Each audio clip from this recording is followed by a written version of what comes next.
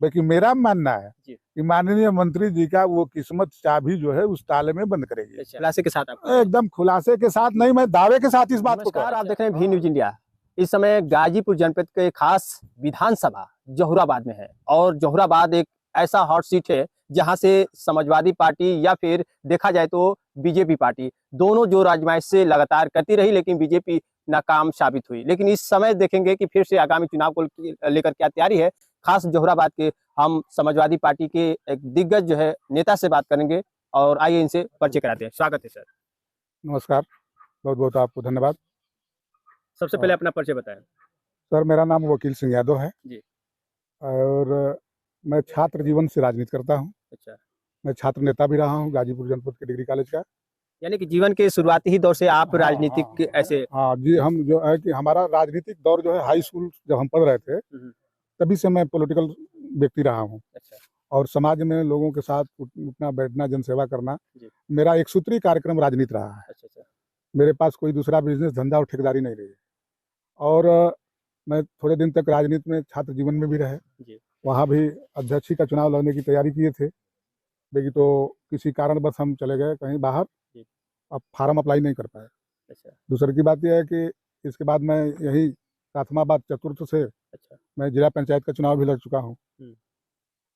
अब इसके बाद जो है कि पहले मैं बीएसपी की राजनीति करता था। अच्छा, तो बीएसपी को मैं छोड़ करके क्यों छोड़ क्यों दिए? हाँ छोड़ दिए, इसलिए कि उनके नीति से, उनके वसूल और सिद्धांत जो थे, मान्यवर कांसीराम का जो सिद्धांत था, वो उस सिद्धांत पर बहुजन समाज पार्टी और उसकी मुखिया जो है नहीं चल रही है। अच्छा। वो जिस चीज़ का विरोधी है उन्हीं के दामन में राजनीति उन्होंने शुरू कर दिया, इसलिए मैंने त्याग कर दिया। सामंतवाद, फॉरवर्ड क्लास के लोगों का जो ये तमाम अगड़े पिछड़े की लड़ाई है जी। और जो उनका नारा था उस नारे से भटक गई, अपने मिशन से भटक गई, इसलिए मैं उस दल से त्याग पत्र दे दिया। लेकिन आपने कई ऐसे जो है पार्टियों को देखे होंगे, लेकिन फिर भी सपा पार्टी को चुना आपने, किस मकसद से चुना और क्या लगा?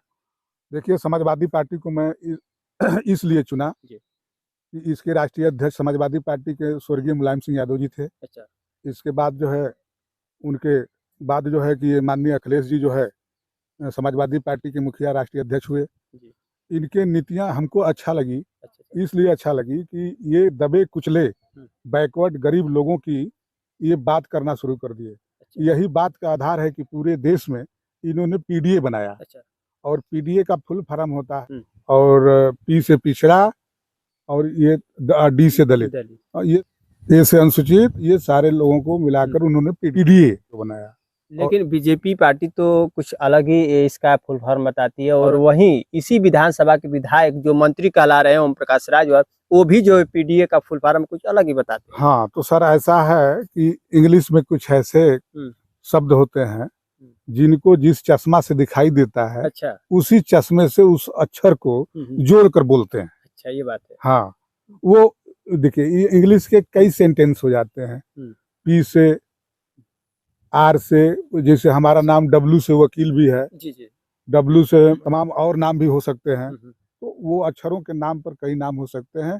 तो उनका जो चश्मा है, उनकी जो सोच है, उस सोच से उस इंग्लिश का ट्रांसलेशन बनाते हैं। हाँ, बाकी ये जो है समाजवादी पार्टी की जो सोच है पीडीए की, ये बिल्कुल पिछड़े, दलित, अनुसूचित, अल्पसंख्यक की राजनीति को ऊपर उठाने के लिए, जो वंचित लोग हैं उनकी लड़ाई लड़ने के लिए ये पीडीए बना है समाजवादी के बाद। अच्छा, एक बात ये है कि अभी हाल ही में अखिलेश यादव जी का पुतला फूँका गया। बीजेपी वाले काफ़ी जो है आक्रोश होकर और पुतला फूँके और कहे कि जो इनका बयान है कहीं न कहीं उससे काफ़ी जो है बीजेपी पार्टी के लोग उससे नाराज़ दिखे। देखिए, पुतला फूँकना, बीजेपी का विरोध करना, ये तो पूरे कहते हैं कि समाजवादी पार्टी जो है कि गुंडों की पार्टी है। तो बार बार राष्ट्रीय अध्यक्ष में अखिलेश यादव ये कहते हैं कि चीफ मिनिस्टर में यदि दम है तो वो पूरे उत्तर प्रदेश की टॉप 10 की सूची गुंडों की क्यों नहीं जारी कर देते हैं। अच्छा। तब पता चल जाएगा दूध का दूध और पानी का पानी कि गुंडा और बदमाश उनके दल में है कि समाजवादी पार्टी में। अच्छा। तो इस तरीके का बयानबाजी, ये तो योगी जी, मैं उनका सम्मान करता हूँ, वो एक संत थे, एक मठ के गोरखपुर पीठाधीश थे, क्योंकि वहां से आके उन्होंने राजनीति में अपना हाथ बटा लिया और उत्तर प्रदेश के चीफ मिनिस्टर हो गए। क्योंकि भाजपा जो है ये चीफ मिनिस्टर का चुनाव में अपना मुख्य मुख्यमंत्री का दावेदारी पेश नहीं करती है। अच्छा। बीजेपी पार्टी के नाम पर चुनाव लड़ती है और उठा करके किसी को भी वो चीफ मिनिस्टर बना देती है अपने बहुमत के आधार पर। जनता का मानसिकता है कि हम जिसको वोट करते हैं, जिसको चीफ मिनिस्टर का नेतृत्व पैदा करके आप देते हैं, उसके आधार पर वोट करती है। अब उन मुखौटा पैदा कि हमारा नेतृत्व कौन होगा, उत्तर प्रदेश का चीफ मिनिस्टर कौन होगा, तो इस आधार पर वोट का डिवाइडेशन होता है। बाकी वो नहीं पैदा करते हैं। अब वो पार्टी जीत जाती है और पार्टी अपने आधार पर किसी को भी बना देती है जिसका कोई आधार हो न। एक और बात देखने को मिला है कि इसी जो है विधानसभा से काफी समाजवादी पार्टी से एक सीट विधायकी जो निकला, जहां से राजभर दूसरा बार उनको मौका मिला, लेकिन वही राजभर अखिलेश यादव पे काफी जो है निशाना साधते हुए नजर आते हैं। तो बड़ी हास्यास्पद की बात है कि माननीय ओम प्रकाश जी को ये धन्यवाद देते हैं कि कभी भी सुहलदेव पार्टी के बल पर अच्छा उन्होंने एक प्रधानी का भी चुनाव नहीं जीता। जब भी जीता तो कभी समाजवादी पार्टी के भरोसे जीता, अच्छा, कभी लड़ते हैं तो कभी बीजेपी के भरोसे जीते। ये उनका ये कार्यक्रम रहा है। सिंगल अपने पार्टी से वो कभी चुनाव नहीं कोई। वो तो कहते हैं कि हमारा ये बाहुल्य क्षेत्र है जौहराबाद, यहाँ के पूरे जोर जज्बा जो है इस पार्टी का है, सुभाषपा पार्टी का यहाँ बड़ा चर्चा रहता है। अपने पार्टी का बड़ा यहाँ एक जलवा भी मानते हो। ये सही बात है कि वो जलवा मानते हैं, उनका बहुसंख्यक वोट है। अच्छा। मैं इसको स्वीकार करता हूँ। बाकी अपने पैरेलल अपने पैरों पर बेगर गठबंधन का जौहराबाद से चुनाव किसी भी हैसियत में नहीं जीत सकते हैं। अच्छा। वो कभी समाजवादी पार्टी का भरोसा लेकर के जीतते हैं, कभी भाजपा का भरोसा लेकर के जीतते हैं। यदि भाजपा और यदि व्यक्तिगत उनको चुनाव लड़ना होगा तो जिंदगी में यहाँ से वो चुनाव नहीं जीत पाते जौहराबाद से। अच्छा। हाँ, उनका ये क्राइटेरिया है। और वो उनके भरोसे, उनका तो कुछ हमको समझ में नहीं आता है कि दिन में क्या बोलेंगे, रात में क्या बोलेंगे, 2 घंटा के बाद क्या बोलेंगे, शाम को 4 बजे क्या बोलेंगे।